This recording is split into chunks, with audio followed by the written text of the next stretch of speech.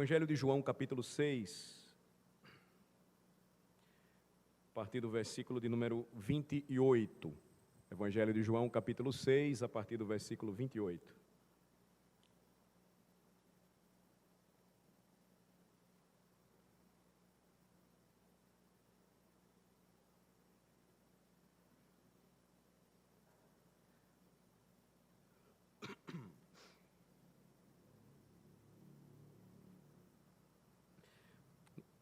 Farei a leitura do versículo 28 ao 40. Dirigiram-se, pois, a ele, perguntando: o que faremos para realizar as obras de Deus? Respondeu-lhe Jesus: a obra de Deus é esta, que creiais naquele que por ele foi enviado.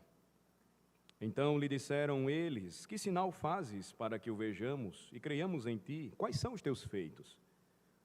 Nossos pais comeram maná no deserto, como está escrito, deu-lhes a comer pão do céu. Replicou-lhe Jesus: em verdade vos digo, não foi Moisés quem vos deu o pão do céu, o verdadeiro pão do céu é meu Pai quem vos dá. Porque o pão de Deus é o que desce do céu e dá vida ao mundo. Então lhe disseram: Senhor, dá-nos sempre desse pão. Declarou-lhes, pois, Jesus: eu sou o pão da vida. O que vem a mim jamais terá fome, e o que crê em mim jamais terá sede. Porém, eu já vos disse que, embora me tenhais visto, não credes. Todo aquele que o Pai me dá, esse virá a mim, e o que vem a mim, de modo nenhum, o lançarei fora. Porque eu desci do céu não para fazer a minha própria vontade, e sim a vontade daquele que me enviou. E a vontade de quem me enviou é esta: que nenhum eu perca de todos os que me deu. Pelo contrário, eu o ressuscitarei no último dia. De fato, a vontade de meu Pai é que todo homem que vir o Filho e nele crer tenha a vida eterna, e eu o ressuscitarei no último dia. Até aqui a leitura da palavra de Deus. Uma observação rápida da passagem que está diante de nós pode ser feita da seguinte forma. No versículo de número 28, nós temos a investigação do coração legalista daqueles que estavam indo até o Senhor Jesus, primeiramente com a intenção de comerem mais do pão que ele multiplicou e não interessados em receber verdadeiramente em seus corações aquele que era o pão da vida que desceu dos céus. Nos versículos 30 e 31, nós temos uma clara visão de como o coração do homem, o coração natural do homem, ele é cético para aquilo que é espiritual, para as verdades espirituais. Os versículos de 32 a 34, a revelação de Cristo como aquele que é o verdadeiro pão da vida, o pão que desceu do céu, o verdadeiro maná espiritual. Versículo 35, Jesus então completa dizendo que ele é aquele único que pode satisfazer o coração do homem. Versículo 36, a incredulidade daqueles que viram a Jesus, porque a passagem se segue e o curioso é que aqueles que vão pedir sinais a Cristo são os mesmos que viram ele realizar um dos maiores milagres já feito, que foi a multiplicação de pães e peixes. E por fim, versículos 37 a 40, você tem então a submissão do Filho, Jesus Cristo, à vontade do Pai. Ele deixa claro que em toda a sua missão, como Filho de Deus, ele veio ao mundo para cumprir a vontade do Pai. Ele veio ao mundo para fazer a vontade do Pai. E essa é uma lição importante também para todos aqueles que em Cristo Jesus foram feitos filhos de Deus. Irmãos, é importante e também é de grande instrução para nós observar que o que nós continuamos a ver no capítulo 6 do Evangelho de João está conectado ao que já tratamos no capítulo 5 juntos, pelo menos a maioria de nós. Veja que o último capítulo é doutrinariamente a continuação do primeiro capítulo. Ou seja, o capítulo 6 é a continuação, doutrinariamente falando, do que nós já estudamos no capítulo 5. Por quê? Porque o apóstolo vai fazer uma comparação e um contraste na forma como Cristo nos é apresentado por ele nestes dois capítulos. Em ambos capítulos, nós vemos Jesus como fonte da vida divina, vida espiritual e vida eterna, mas falando do que é mais próprio ou característico, no capítulo 5, o que é que nós temos? João revelando como esta vida é comunicada por meio de Cristo Jesus ao homem. Já no capítulo 6, nós temos então o ensino de como essa salvação, ela é recebida por nós, quando revelada por Jesus Cristo. Deixe eu amplificar um pouco mais isso aí. No capítulo 5, João começa com uma ilustração típica de Cristo concedendo vida a uma alma impotente. Vocês lembram da história? Capítulo 5 fala de um homem que há 38 anos sofria de uma enfermidade, paralítico, indefeso, e ele é escolhido dentre uma multidão de pessoas doentes, junto àquele poço, e ele é curado por Jesus. E com base neste milagre, lembrem-se, Cristo vai fundamentar um discurso que se segue, apresentando as suas glórias divinas. Ou seja, ele vai se revelar como o glorioso Filho de Deus, como o Deus presente no meio dos homens, aquele que tem poder para curar um homem enfermo, é o único que tem poder para curar uma alma enferma.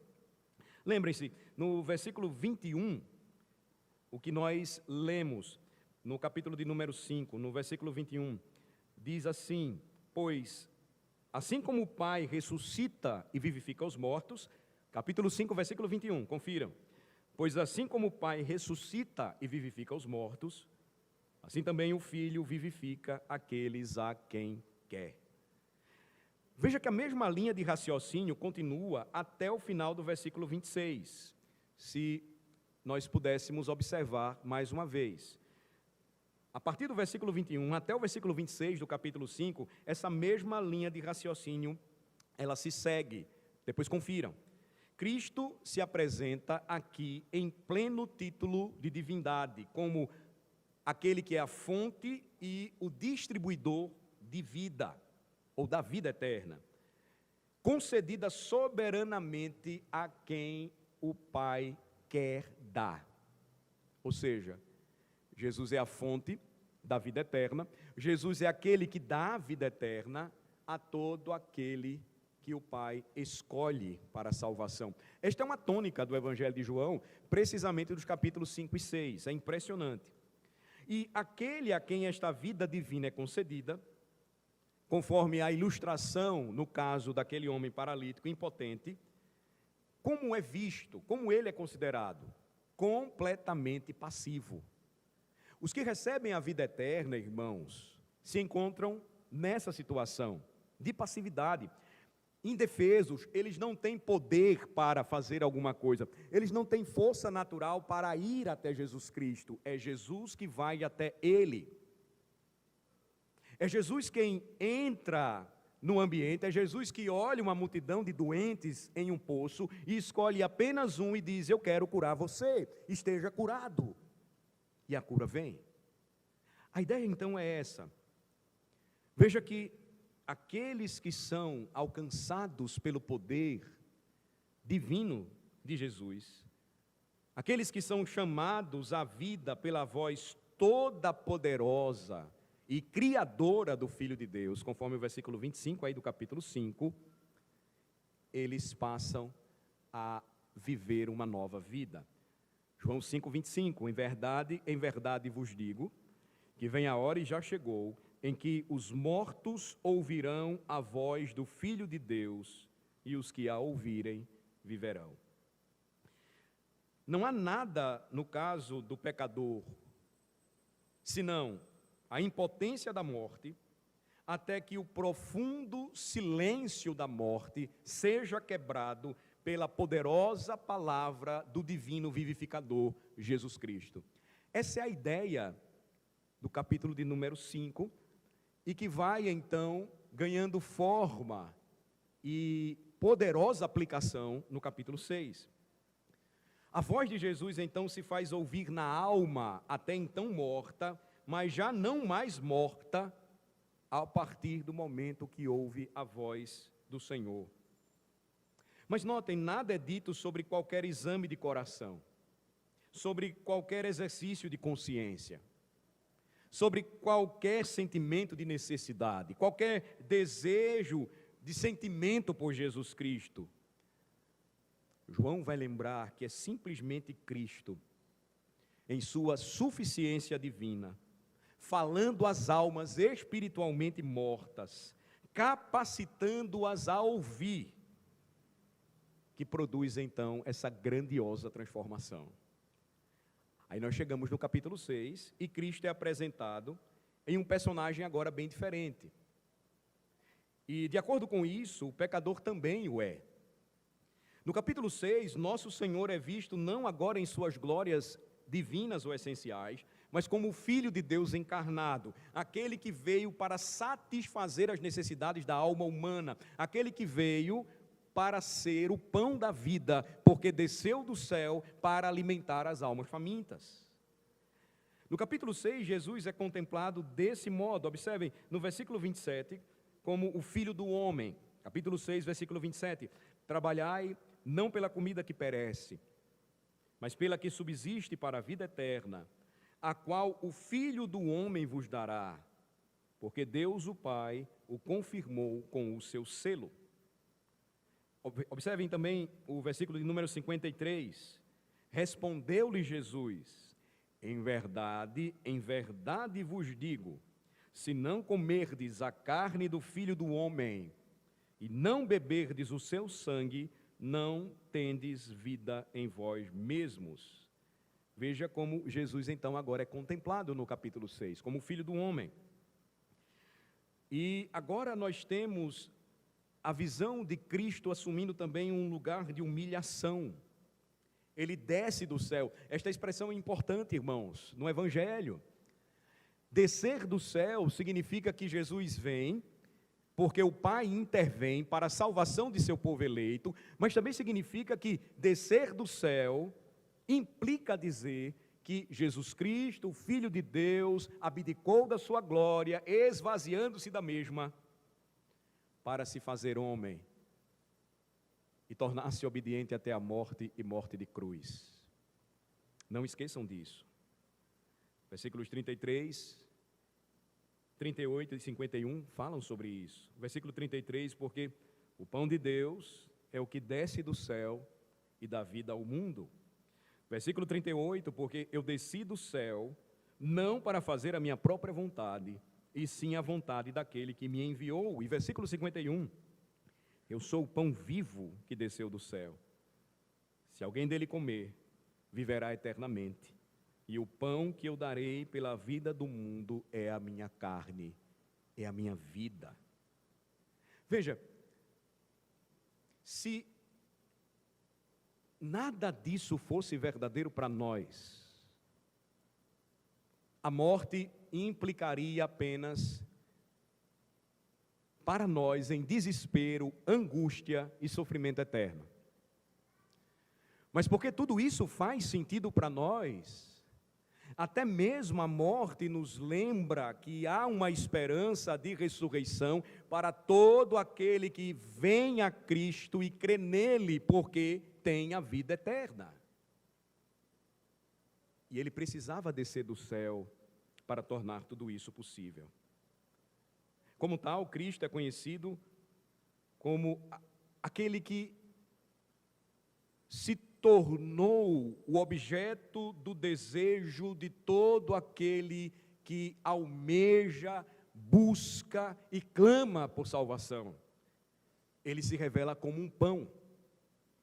O que significa o pão para alguém que está faminto? O objeto do desejo de que tem fome, daquele que tem fome. Jesus então se apresenta como o único que pode satisfazer as necessidades do pecador. No capítulo 5, foi Cristo quem procurou a grande multidão de pessoas impotentes. Versículos 3 e 6 falam claramente sobre isso. E quando Cristo se apresentou àquele homem paralítico, ele não evidenciava nenhum desejo por salvação, mas Jesus vai até ele. E ali há um retrato claro, preciso, de como uma alma morta, ela é vivificada por Cristo. Todo aquele que hoje está em Cristo passou pela mesma experiência daquele homem que por 38 anos sofria de paralisia. Impotência, indefeso, impotente, indefeso, sem nenhuma esperança, porque toda vez que ele tentava mergulhar no poço, alguém que tinha mobilidade, ainda que enfermo, ia antes dele. Assim é com aqueles que um dia experimentaram vida em Cristo Jesus. Nenhuma intenção, nenhum desejo, uma condição de total inabilidade. É por isso que o apóstolo nos lembra, apóstolo Paulo, Efésios capítulo 2, versículo 1, ele nos deu vida,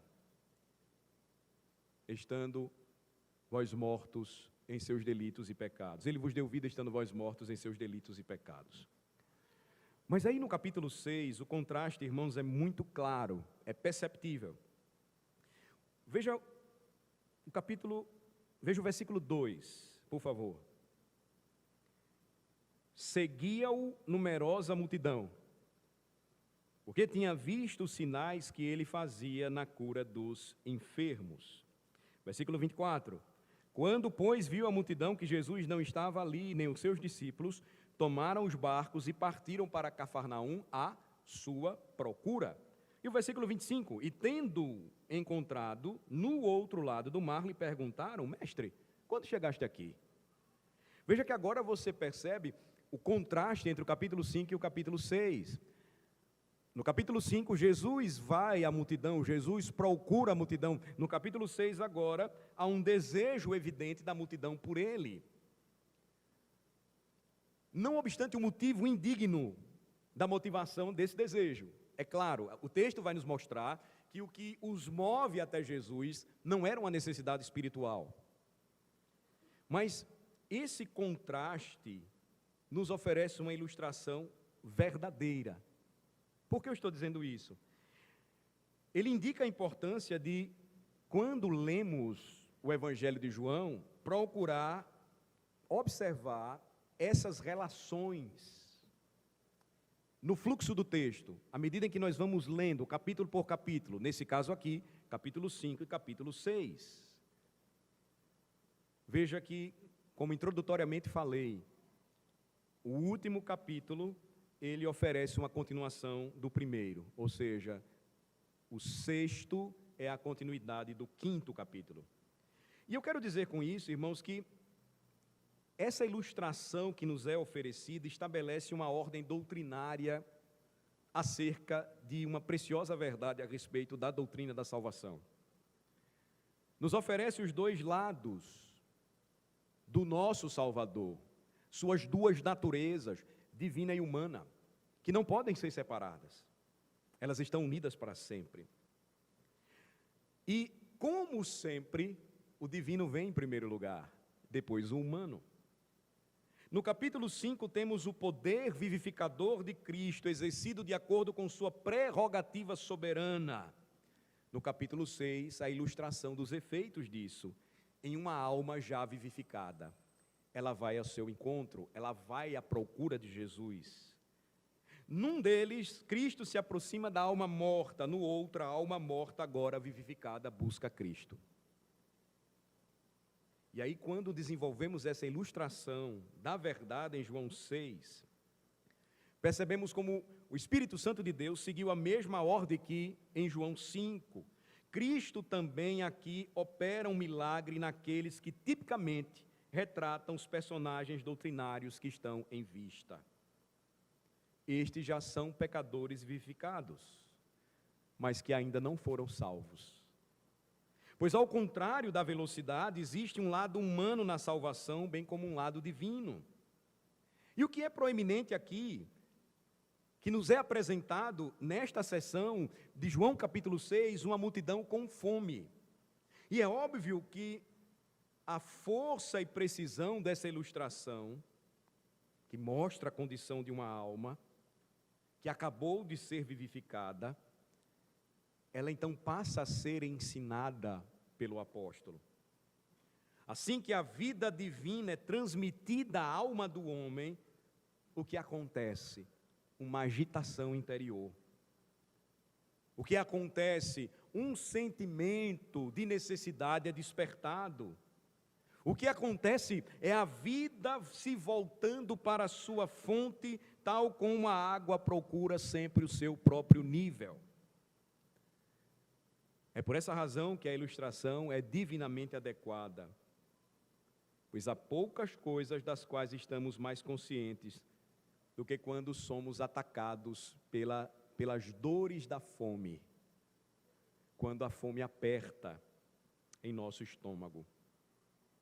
Mas notem, isso não acontece com quem está morto. Alguém que está morto não sente fome. Ou como um paralítico, esta pessoa é incapaz de sentir alguma coisa. E assim é também espiritualmente. Aquele que está morto em seus delitos e pecados, paralisado por sua miséria, não tem fome de Deus. Mas é bem diferente quando alguém é divinamente vivificado por Jesus Cristo.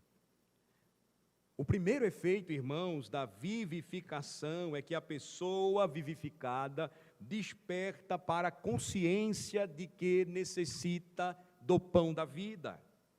A vida agora divina em sua alma lhe dá capacidade para discernir sua miséria e pecado e a necessidade que tem de Jesus Cristo.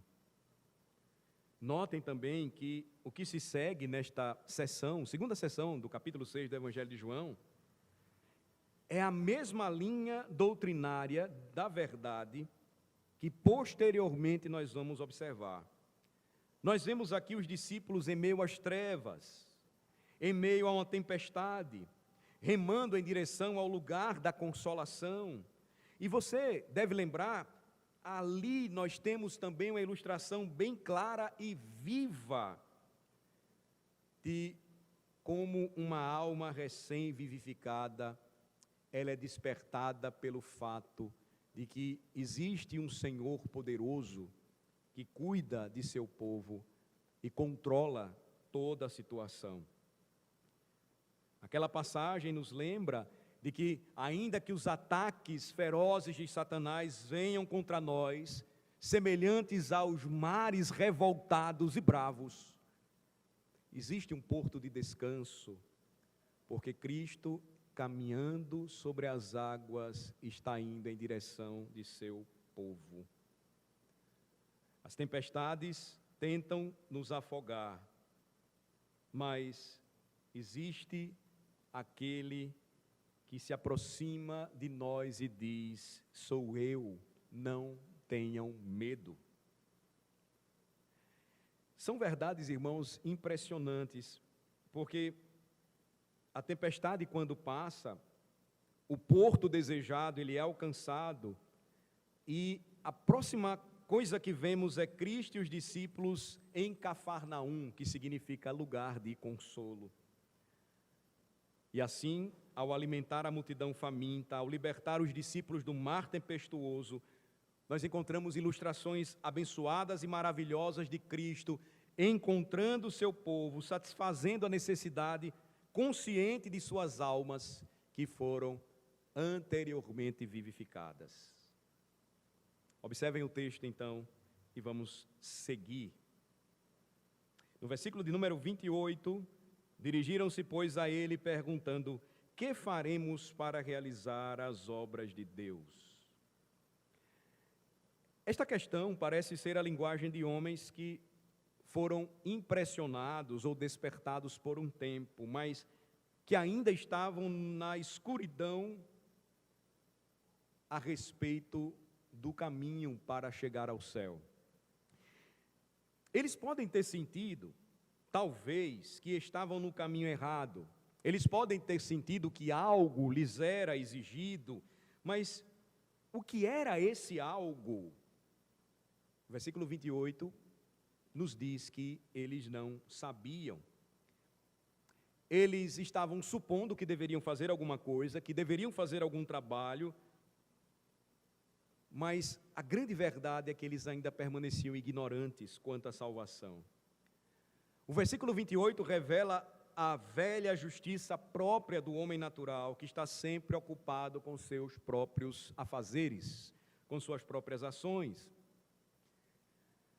Revela também como a mente carnal, ela gosta de ser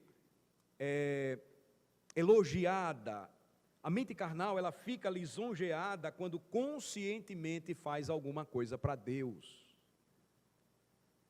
Por essas ações, o homem se considera sempre merecedor de alguma recompensa.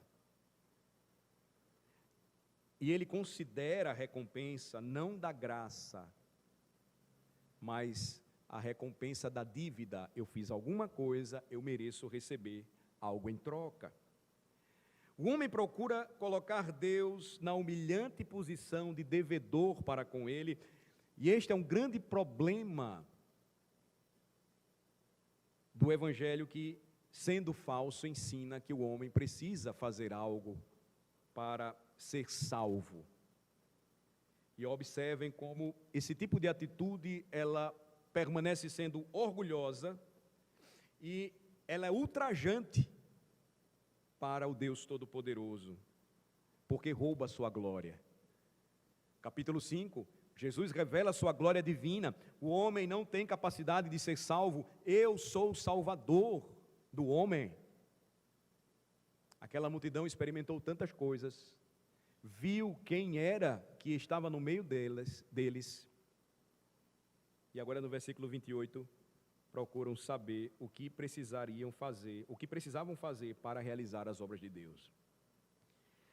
Veja, essa pergunta daquelas pessoas, daquela multidão, parece quase incrível, espantosa, porque aqueles homens, eles já haviam ouvido da parte de Jesus, versículo 27, trabalhai não pela comida que perece, mas pela que subsiste para a vida eterna, a qual o Filho do Homem vos dará, porque Deus o Pai o confirmou com o seu selo. Mas a mente carnal, que é inimiga de Deus, é incapaz de compreender a ideia do dom, da graça. Ou melhor, o coração carnal não está disposto a se rebaixar à posição de necessitado e receber tudo por nada, porque não tem nada a oferecer. O coração do homem pecador sempre vai procurar fazer algo para merecer a salvação. Foi assim com a mulher junto ao poço, nós já passamos por lá, capítulo 4. Até que a graça divina completasse sua obra dentro dela, ela não conhecia o dom de Deus. O mesmo aconteceu com o jovem rico, Lucas 18, bom mestre, o que devo fazer para herdar a vida eterna?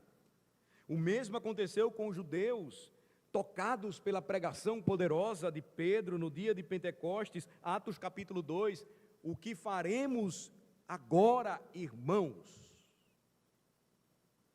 O mesmo aconteceu com o carcereiro de Filipos, Atos 16, o que eu devo fazer para ser salvo? O mesmo aconteceu com o filho pródigo, Lucas 15, faça-me como um dos teus empregados, meu pai.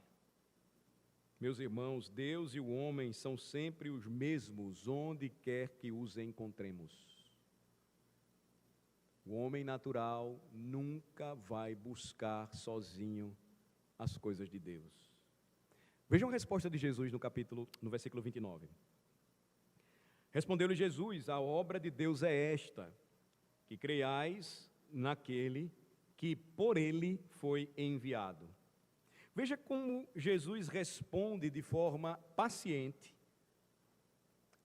amorosa e cheia de graça a pergunta daqueles homens, daquelas pessoas. Veja a simplicidade de sua linguagem. Jesus afirmou que a única coisa que Deus exige dos pecadores é que eles creiam naquele que Ele enviou ao mundo para satisfazer as suas necessidades mais profundas. De forma simples, Jesus lembrou a cada um deles que não se trata das obras da lei, não se trata de trazer uma oferta ao altar do seu templo, mas simples e puramente de fé em Jesus Cristo. Cristo como Salvador, designado por Deus, Ele é o único que tem poder para transformar o coração do homem. E a fé nele é aquilo que Deus aprova e sem a qual nada mais poderá ser aceitável aos seus olhos. Quando o carcereiro de Filipos perguntou a Paulo e Silas o que deveria fazer para ser salvo, em Atos 16, 31, a resposta de Paulo foi: crê no Senhor Jesus e será salvo tu e a tua casa.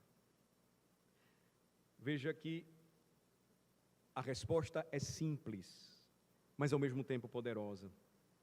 Mas novamente repito, o homem prefere fazer e rejeita a necessidade de crer. E a pergunta é: por que isso acontece? Porque isso agrada ao seu orgulho. Porque isso repudia o seu estado de miséria e pecado, na medida em que é uma negação de que ele está sem forças, indefeso, incapaz. Porque lhe proporciona uma base, uma plataforma na qual ele pode se orgulhar e se gloriar de mais alguma realização. Mas Jesus lembra que a única obra que o Pai irá aceitar é a fé em seu Filho. Mas talvez alguém, nesta manhã, levante a seguinte questão: é possível que algum dia eu possa entrar no céu sem boas obras? A resposta bíblica é não, você não pode entrar no céu sem boas obras. Mas essas boas obras, mas a sua conduta, elas necessitam ser isentas de falhas para que você possa entrar no céu por meio delas. Elas devem ser tão santas quanto Deus, caso contrário você nunca poderá acessar a sua presença. Mas como posso garantir um caráter como esse? Como posso me apresentar diante de Deus, na hora da morte, com obras tão boas e perfeitas? A Bíblia diz que isso é totalmente impossível a mim e a você. Porque não são esforços de santidade que nos tornarão salvos, mas, novamente, a resposta de Cristo àquela multidão é suficiente para nos esclarecer: a obra de Deus é esta, que creiais naquele que por ele foi enviado. Você não precisa fazer nada, e nem eu preciso. Você precisa apenas crer. Você precisa aceitar a obra já realizada. É o que Jesus estava dizendo. E não aquela obra que você acha que deve fazer e que fazendo será melhor do que aquela que o Pai aceitará porque foi feita por seu Filho perfeito e santo. Você deve perceber que esta obra realizada, a qual Jesus se referiu, é a obra consumada do nosso Salvador em favor de seu povo. Isto é o que Deus exige de nós, isso é o que Deus pede a você. Ele faz isto todas as vezes por meio da pregação do Evangelho. Ele conclama que você desista de suas próprias ações e receba a obra consumada de seu Filho amado. Mas a questão é, você estaria pronto para fazer isso? Você está disposto a abandonar suas próprias ações, suas próprias obras, sua própria justiça e receber apenas a perfeita obra e justiça de Cristo? Você não vai conseguir fazer isso até que esteja completamente convencido de que todas as suas obras são imperfeitas, que todos os seus esforços ficam muito aquém das exigências de Deus, que toda a sua própria justiça está manchada pelo pecado. Sim, como diz o profeta, é como o trapo de imundícia. A pergunta é: que homem renunciará ao seu próprio esforço para confiar no de outro? Que homem confiará em sua própria, renunciará ao seu próprio trabalho para depender do trabalho de outro homem, a menos que primeiro esteja convencido de que o que ele faz não vale nada? Que homem repousará em segurança em outro até que esteja convencido de que não há segurança em confiar em si mesmo? Naturalmente, isso é impossível. O homem não pode fazer isso por si só.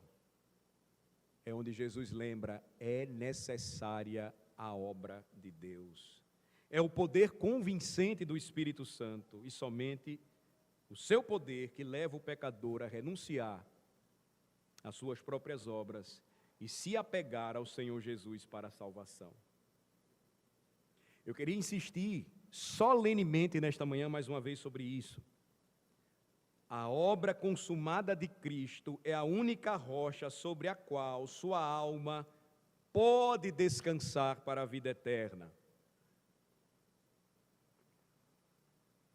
Ou você ainda confia em suas obras para a sua salvação?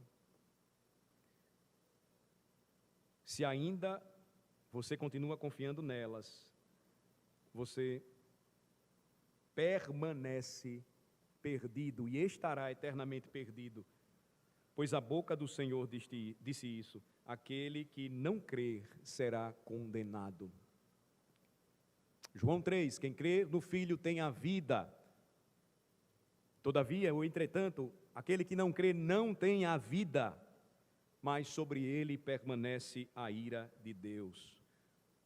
Suas próprias ações, mesmo que fossem como você deseja, nunca poderiam salvá-lo. Suas orações, suas lágrimas, suas tristezas pelo pecado, suas esmolas, suas idas à igreja, seus esforços pela santidade de vida, o que são tudo isso, senão ações propriamente suas? E se fossem todas perfeitas, ainda assim não poderiam salvá-lo. Por quê? Porque está escrito, pelas obras da lei, nenhuma carne será justificada diante dele. A salvação, portanto, irmãos, não é algo que se conquista por meio de uma ilibada vida religiosa. Mas como diz João 6, 23, a salvação é um dom gratuito que só pode ser recebido pela fé. Porque o salário do pecado é a morte, mas o dom gratuito de Deus é a vida eterna em Cristo Jesus. Versículo 30.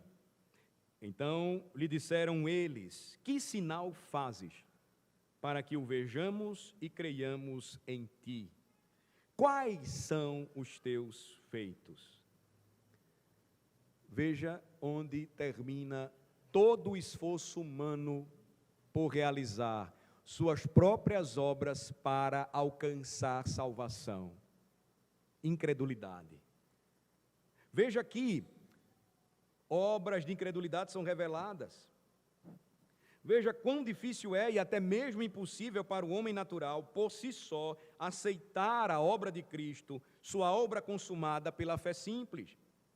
Na verdade, nada além do Espírito de Deus pode capacitar o homem a fazer isso. Repito, o Senhor disse: creia. Qual foi a resposta deles? Mostre um sinal para a gente crer. Não é assim que muita gente ainda hoje age? Não é assim como muitos ainda hoje caminham? Dê-nos algo que possamos ver. O homem natural precisa ver ou sentir antes de acreditar. Vocês lembram que Jesus fala a Tomé, quando ressurreto ele aparece, segunda vez aos seus discípulos, eles estavam trancados, e o Senhor então entra na casa sem passar pelas portas, e eles ficam achando primeiro que é um fantasma. Jesus então diz, não fiquem com medo, toquem em mim e vejam que sou eu mesmo, porque um corpo, porque um espírito não tem carne, eles achavam que era um espírito. Ele chama Tomé e diz para Tomé tocar nele, e o exorta para que ele não fosse mais incrédulo, antes fosse crente. Tomé então, ele cai aos pés de Jesus e o adora como Deus. A resposta de Jesus é, porque você viu, você creu, mas bem-aventurados são os que não viram e creram. Então larga de ver The Chosen, aquele ali não é Cristo não. Até a santa, a falsa, ele abraçou quando esteve agora no Brasil. Mais bem-aventurados são os que não viram e creram. Essa é a verdade. Veja que os discípulos estão diante de toda aquela situação, e Jesus está falando para aquela multidão, e a resposta deles é, não queremos dizer que a salvação não é crer em Cristo, mas nós queremos primeiro alguma evidência desta salvação. Nós vamos acreditar se pudermos ter alguma evidência na qual acreditar. E aqui nós temos a imagem perfeita do coração natural. Veja que é como se chegássemos a um homem, alguém que provavelmente há anos fez a sua profissão de fé, e lhe disséssemos, você tem a vida eterna habitando em você, você sabe que é um homem salvo, que passou da morte para a vida, e ele respondesse, não, eu não tenho certeza disso. E você prosseguisse e perguntasse, então você não acredita no Senhor Jesus, você não recebeu a obra consumada de Cristo como sua? E ele respondesse, sim, eu acredito em Cristo. E aí você prosseguisse e dissesse, então lembre-se do que ele disse, aquele que crê tem a vida eterna. Ele não espera tê-la, ele não está inseguro sobre isso, ele a tem, diz o Filho de Deus. E o homem então respondesse, bem, eu acreditaria nisso se pudesse me sentir melhor. Se eu pudesse ver em mim mesmo algumas evidências de mudança, então eu poderia crer e ter tanta certeza disso quanto você. Foi desse jeito que aquelas pessoas responderam ao Senhor, quando disseram, nos dê alguma evidência que possamos ver e crer. Você não vê que está fazendo com que a salvação dependa das evidências da obra do Espírito dentro de você, em vez da obra consumada do Senhor Jesus para você? E aí você diz, eu creria se ao menos pudesse me sentir melhor, se ao menos pudesse ver alguma mudança. Mesmo o Senhor dizendo, creia primeiro, então você irá sentir, então você poderá ver. Veja, Deus inverte a sua ordem e você também deve inverter a sua, se quiser ter paz com Ele. Creia e você terá então em seu coração o motivo para viver para Cristo, e não apenas isso, você caminhará em liberdade, paz e alegria. Qual foi a resposta da multidão? Que sinal mostras então para que possamos ver e crer em Ti? O que fazes? A força de tudo isso, irmãos, é você nos pediu para recebê-lo como enviado de Deus. Que sinal, Jesus, você então nos mostra? Onde estão suas credenciais que autorizam a sua missão? Como eu disse, irmãos, na introdução, isso foi pedido, lembrem-se. na manhã seguinte à alimentação dos 5.000. Parece impensável. Apenas algumas horas antes, eles haviam testemunhado o milagre que, em alguns aspectos, foi o mais notável que o Senhor havia realizado e do qual eles próprios se beneficiaram. Entretanto, a nossa história também não testemunha que, por vezes, esta é a mesma verdade para a nossa vida? Nós vivemos cercados de inúmeras evidências da existência de Deus.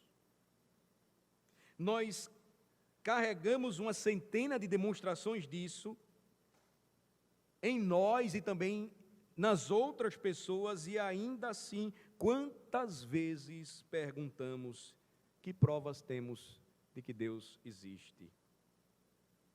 Não acontece apenas com os incrédulos, isso também acontece com os crentes.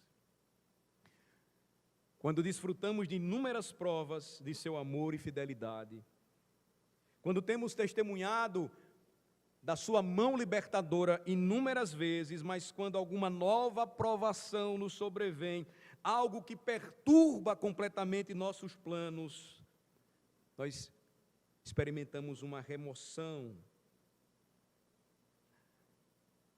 daquilo que carregávamos, porque experimentamos ao mesmo tempo a remoção talvez de algo terreno em torno do qual nós havíamos depositado a nossa fé, transformado em um ídolo, e isso trouxe afeição ao nosso coração. E aí perguntamos: será que Deus realmente se importa comigo? E aí, de forma insensível, nós acabamos fazendo a mesma coisa. Que sinal, Senhor, me mostras para que eu creia? Essa é uma grande lição, irmãos, para nós nesta manhã. Ela nos lembra que o povo de Deus é o povo que anda pela fé, segundo a Bíblia, não anda pelo que vê. E a sua fé não deve se basear naquilo que vemos, pois se fosse assim, nós já teríamos perecido. O povo de Deus não se atemoriza, como diz o salmista, com más notícias, mas o seu coração sempre estará firmado no Senhor. Talvez alguns problemas pelos quais passamos e dificuldades que enfrentamos são resultado dos nossos próprios pecados, e nós devemos admitir isso e confessá-los. Essa é a verdade. Mas também é verdade que nós temos, por vezes, dificuldade de fazê-lo, de admitir que nós devemos voltar novamente os nossos corações, mentes para Deus e descansar nele. Versículo 31, nossos pais comeram maná no deserto, como está escrito, deu-lhes a comer pão do céu. Veja que aqui eles vão então traçar um contraste depreciativo entre Jesus e Moisés. Aqui você tem o funcionamento adicional de sua incredulidade. A dúvida leva você então às objeções ou contrastes estabelecidos, onde o poder de Deus e a sua graça são colocados em xeque. Veja a força da objeção daquelas pessoas. Que prova temos de que tu és maior que Moisés? Eles procuraram depreciar o milagre testemunhado no dia anterior, comparando Moisés e o maná. Era como se eles tivessem dito: se você quiser que acreditemos que és o enviado de Deus, deve nos mostrar obras maiores. Sim, você alimentou 5 pessoas apenas uma vez, enquanto nos dias de Moisés, nossos pais comeram durante 40 anos. Vocês percebem a força desse contraste? Veja como impressionantemente eles voltaram aos seus pais. A mulher junto ao poço fez a mesma coisa, capítulo 4, versículo 12, e não é assim ainda hoje. Nós somos confrontados pela palavra de Deus, Nós olhamos o que a palavra de Deus diz e claramente é aquilo que devemos fazer, mas quando nós queremos desobedecer, mas eu não aprendi assim com os meus pais. No passado, nunca foi assim. A igreja nunca experimentou coisa como esta. Os pastores antes não ensinaram o que esse pastor está ensinando. Nós recorremos aos nossos pais quando nós queremos desobedecer. Nós recorremos aos nossos pais quando nos apoiamos naquilo que eles ensinaram e acreditaram como um último tribunal de recursos, ainda que eles pudessem estar equivocados, imprecisos e até mesmo errados. Meus irmãos, não foi sem razão que um dos lemas da Reforma Protestante, da qual nós somos herdeiros, foi Igreja Reformada sempre se reformando. Lembrem-se, os reformadores no século XVI não queriam de modo nenhum dividir a igreja da época. O desejo deles era reformar a igreja da época, apelando aos seus líderes que voltassem à palavra de Deus. Eles insistiram e por causa disso alguns morreram e outros foram expulsos. Daí surge a palavra protesto ou protestante. Esse lema perdura e nos lembra que a obra evangélica estará incompleta enquanto o povo de Deus for peregrino neste mundo, ou seja, a necessidade de voltar à Escritura sempre, ela estará presente. Isso implica dizer que nós precisamos ouvir a voz do Mestre. Se for necessário reforma, e não recorrer aos nossos pais para fundamentar o erro. Nossos pais comeram maná no deserto, como está escrito, ele lhes deu pão do céu para comer. Notem que a fala deles os traiu, como fica evidente pelo uso da palavra maná. Porque este era um termo usado por seus pais, sempre quando recorriam à obstinação, ignorando persistentemente a palavra pão de Yahvé, e agora proferida por eles, porque estava assim escrita. E é notável, irmãos, que eles antigamente nunca ligaram para qualquer coisa, até mesmo para o maná. Números 21, versículo 5, quando eles estavam aborrecidos da peregrinação no deserto, eles reclamaram a Moisés, dizendo que Deus estava mandando para eles um pão desprezível, um pão vil, aquele famoso episódio das serpentes abrasadoras. E o Senhor, então, chama de maná em Números 11, quando a multidão misturada, o misto de gente, estava querendo voltar a comer as carnes, os alhos e as cebolas das paneladas egípcias. Irmãos, que lições para nós quanto aos nossos pensamentos sobre Cristo nesta manhã, o pão da vida que desceu dos céus. No Salmo 78, versículo 24, onde Deus está relatando os maus caminhos de Israel através do deserto, ele chama o pão de maná.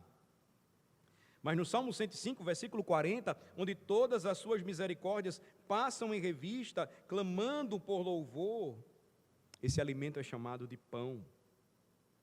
Novamente, repito, que lições preciosas são dadas para nós. Eu quero concluir esse primeiro sermão vendo com vocês até o versículo 32. Vendo a resposta de Jesus para a multidão.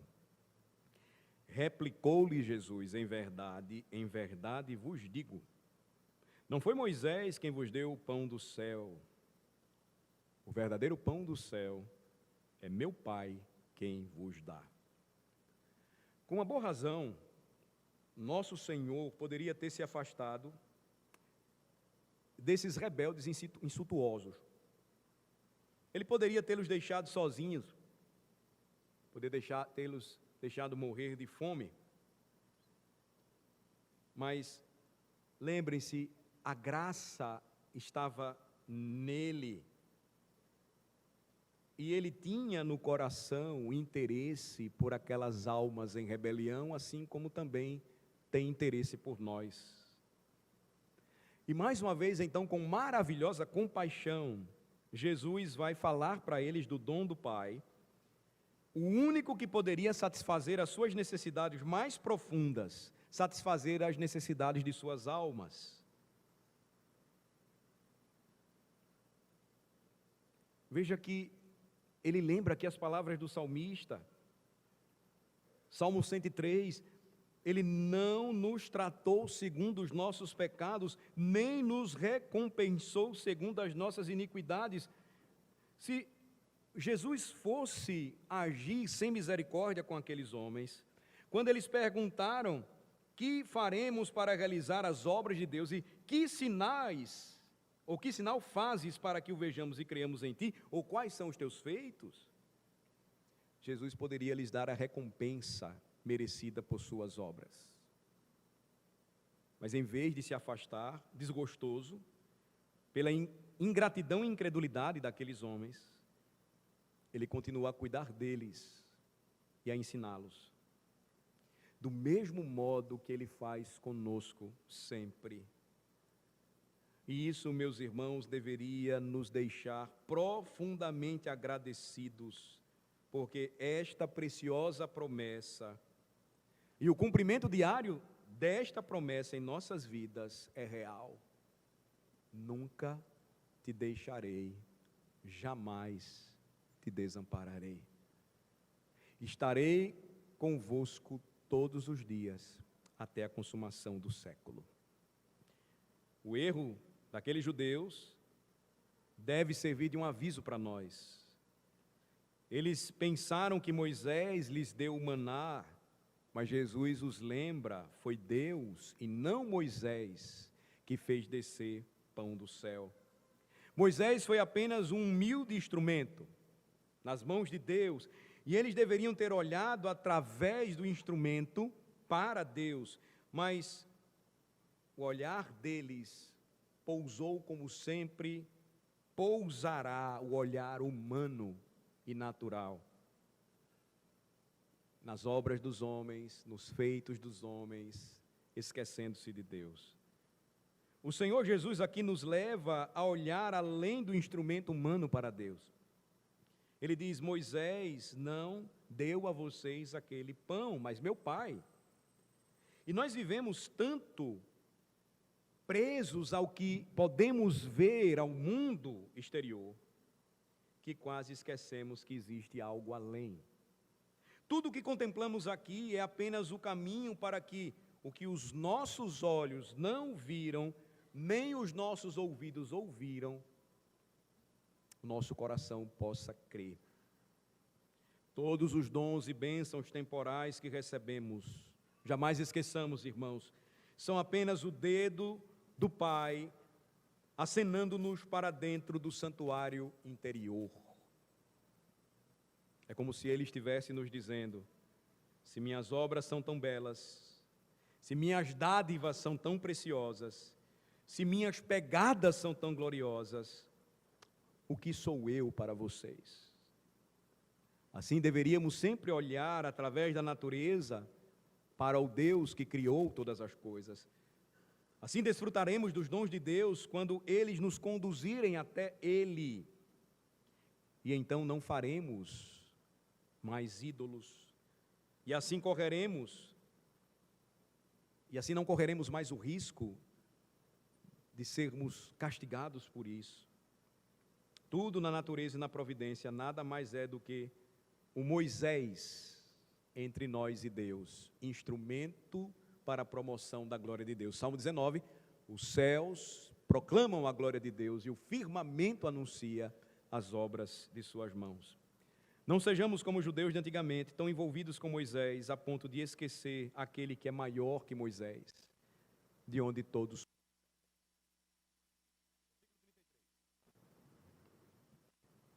Porque o pão de Deus é o que desce do céu e dá vida ao mundo.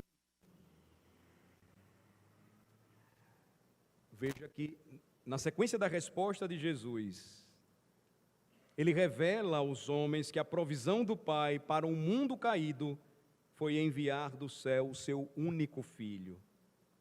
E há um outro contraste aqui, que é bem sugestivo, sim, um contraste duplo, perceba.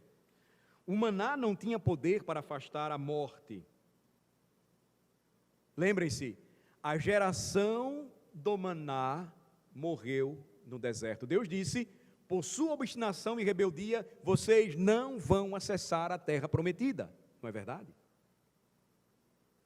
A geração de Israel que comeu o maná no deserto morreu. Como então o maná poderia ser o verdadeiro pão? Na argumentação daqueles judeus.